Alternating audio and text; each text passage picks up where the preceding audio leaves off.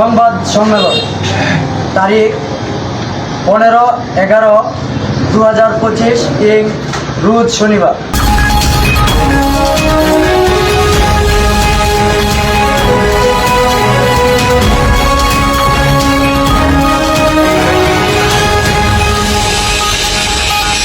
স্থান গৌরীপুর উপজেলা বিএনপির অস্থায়ী কার্যালয়, গৌরীপুর, ময়মনসিংহ। বিষয়: বিগত 09/11/25 ইং রোজ রবিবার গৌরীপুরে বিএনপির শান্তিপূর্ণ মহিলা সমাবেশে হামলার প্রতিবাদ ও 19 জন ছাত্রদলের নেতাকর্মীদের বহিষ্কারের প্রতিবাদে সংবাদ সম্মেলন। সম্মানিত সাংবাদিকবৃন্দ, আসসালামু আলাইকুম। আমরা বাংলাদেশ জাতীয়তাবাদী ছাত্রদল গৌরীপুর উপজেলা পৌর ও কলেজ শাখা, ইউনিয়ন শাখার বিভিন্ন পর্যায়ের পদধারী নেতৃবৃন্দ আজ এই প্রেস কনফারেন্সের মাধ্যমে আমাদের অবস্থান, দাবি ও দৃষ্টিকোণ পরিষ্কার করতে চাই। প্রথমেই আমরা স্পষ্ট করে বলতে চাই, আমাদেরকে দল থেকে বহিষ্কার করার যে সিদ্ধান্ত নেওয়া হয়েছে সেটি সম্পূর্ণ অন্যায়, একপাক্ষিক এবং ন্যায় বিচার পরিপন্থী। বহিষ্কারের পটভূমিতে রয়েছে বিভাজন, দলীয় মনোনয়ন, বিতর্ক ও অভ্যন্তরীণ নেতৃত্বের সাথে মতনৈক্য। এসব কারণের যুক্তিযুক্ত কোনো আলোচনা না করে হঠাৎ করেই শাস্তিমূলক পদক্ষেপ নেওয়া হয়েছে। আমরা দৃঢ়ভাবে দাবি জানাচ্ছি, বহিষ্কারের সিদ্ধান্ত গ্রহণের পূর্বে আমাদের দলীয় ত্যাগ এবং উল্লেখিত ঘটনা যথাযথ বিশ্লেষণ করা হয়নি।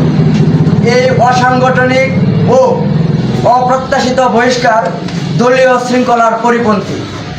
প্রকৃত বিষয় এই যে, বিগত 09/11/2025 ইং তারিখ 3টায় গৌরীপুর উপজেলা ও পৌর বিএনপির উদ্যোগে কেন্দ্র ঘোষিত রাষ্ট্র কাঠামো মেরামতের 31 দফা সকল পর্যায়ে পৌঁছানোর লক্ষ্যে ঐতিহাসিক 7ই নভেম্বর জাতীয় বিপ্লব ও সংহতি দিবস উপলক্ষে এক ঐতিহাসিক মহিলা সমাবেশের আয়োজন করা হয়, যার উপস্থিতি উপজেলা পর্যায়ে বিরল। সেখানে আনুমানিক 3000-এর অধিক মহিলার উপস্থিতি লক্ষ্য করা যায়, যেখানে বেশ কয়েকটি প্রিন্ট ও ইলেকট্রনিক্স মিডিয়া উপস্থিত ছিল। অনুষ্ঠান শুরুর আনুমানিক 1 ঘন্টা পর সভাস্থল থেকে প্রায় 1 কিলোমিটার দূরে ইঞ্জিনিয়ার এম ইকবাল হোসেনের সমর্থনে অনুষ্ঠিতব্য সভাস্থলে যাওয়ার পথে তাদের বহর থেকে অত্যন্ত নির্লজ্জ এবং পরিকল্পিতভাবে কিছু স্থানীয় ও বহিরাগত দুষ্কৃতকারী ও সন্ত্রাসী দেশীয় ও বিদেশীয় আগ্নেয়াস্ত্র নিয়ে অতর্কিত হামলা চালায়। এতে সভাস্থলে উপস্থিত মা ও শিশুদের প্রায় 50 জনেরও অধিক গুরুতর আহত হন। সভাস্থলে মঞ্চ, চেয়ার, সভাস্থলের পাশে রাখা মোটরসাইকেল ব্যাপকভাবে ভাঙচুর এবং অগ্নিসংযোগ করা হয়। এছাড়াও কিছু মোটরসাইকেল চুরি করে নিয়ে যায়। এই আক্রমণ ও ভাঙচুরের লাইভ টেলিকাস্ট কয়েকটি মিডিয়ায় ধারণ করা হয়েছে। সভাস্থলের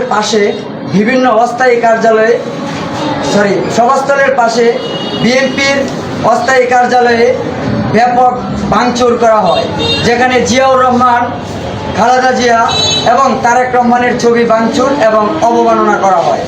এর পরপরই একটা স্ট্রোকের সাধারণ মৃত্যুকে ঘটনা করা হত্যার গুজব ছড়িয়ে সারা উপজেলায়, এমনকি সারা দেশে গুজবের উত্তাপ ছড়িয়ে দেওয়া হয়। ওই দিন সন্ধ্যায় উত্তর জেলা ছাত্রদলের সভাপতি নুরুজ্জামান সোহেলের সহোদর ছোট ভাই শামসুজ্জামান দুর্জয় সামাজিক যোগাযোগ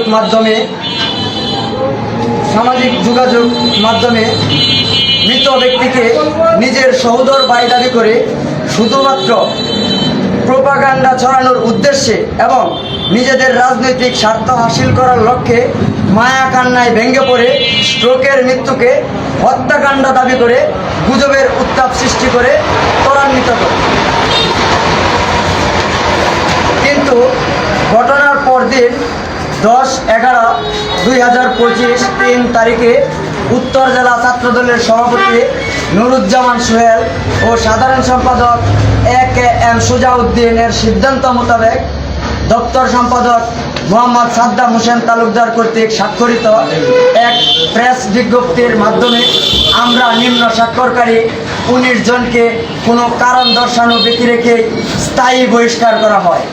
বহিষ্কারাদেশটি সামাজিক যোগাযোগ মাধ্যমে প্রকাশ হওয়ার পর আমরা হতবিহ্বল হয়ে পড়ি। প্রকৃতপক্ষে উল্লিখিত মহিলা সমাবেশের দিন আমাদের মধ্য থেকে 4-5 জন স্বেচ্ছাসেবকের দায়িত্ব পালন ছাড়া অন্য কেউ উপস্থিত ছিল না।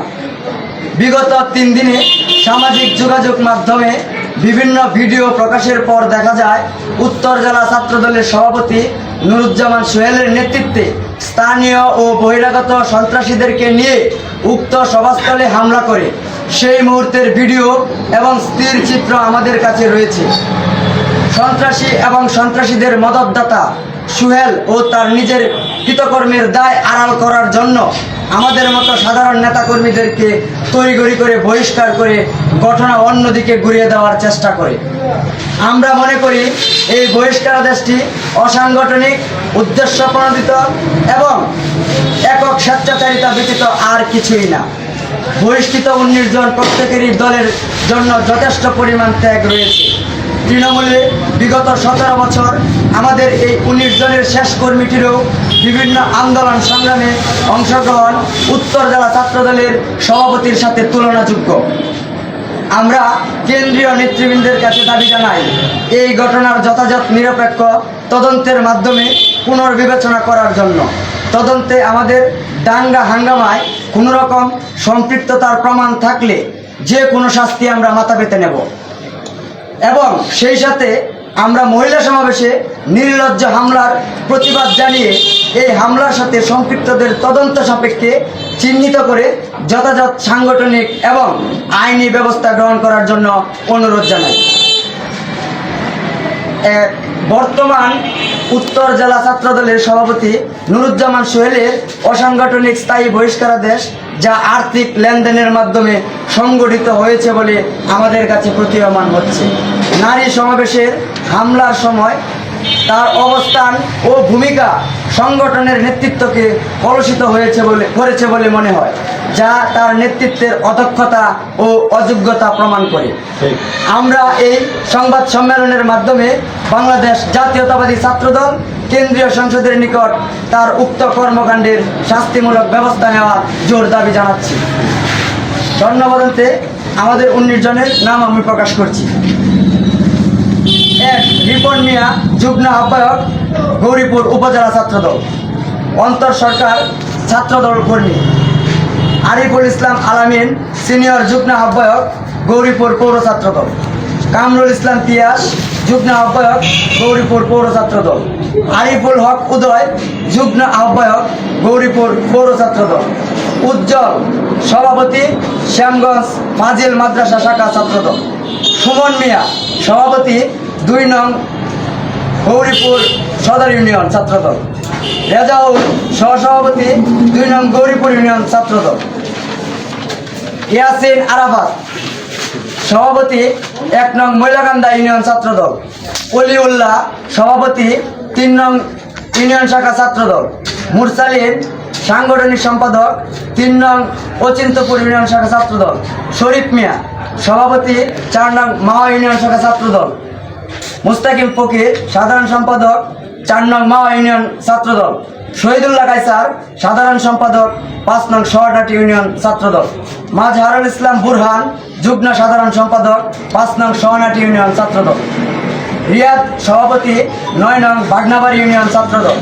ফয়সাল তালুকদার, সদস্য, 10 নং শীতলা ইউনিয়ন ছাত্রদল।